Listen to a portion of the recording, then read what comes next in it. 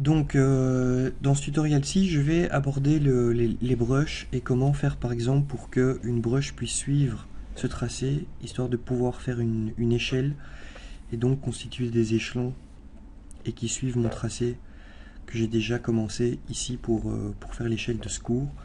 Donc tout simplement, ça c'est ce qui va constituer mon échelon. Alors petite précision, vous ne pouvez pas avoir de dégradé avec cette technique-là. Vous êtes obligé de constituer différents tracés. Ici voilà mon échelon et je vais tout simplement le sélectionner, demander une brush skater. Vous voyez que il y a toutes ces options là mais que je changerai par la suite, pas tout de suite.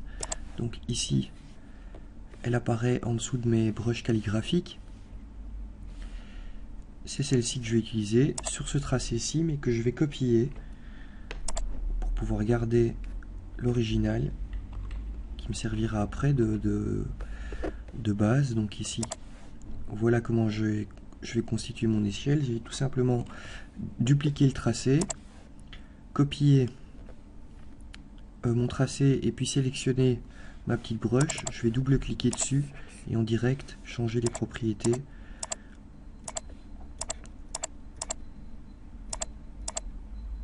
Constituer une échelle mieux foutue. Donc voilà, je dis appliquer, je la resserre, je la passe, je passe le premier tracé en avant-plan,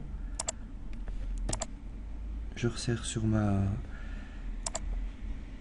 premier tracé, je vais récupérer mon premier tracé, pomme C, pomme F, que je vais venir mettre à l'arrière.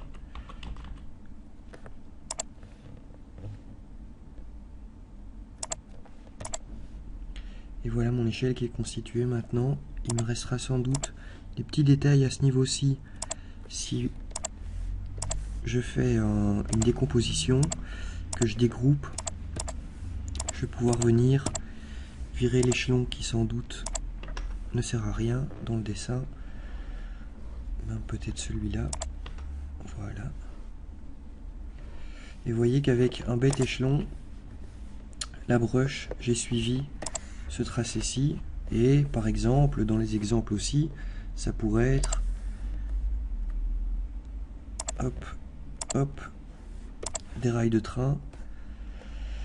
Mais évidemment, vous allez devoir changer les options si vous voulez que ça tourne avec votre tracé, ou si vous voulez faire un tracé dans l'autre sens, vous devrez changer les options ici, ou changer l'orientation de votre premier tracé et reconstituer une brush avec tout ça.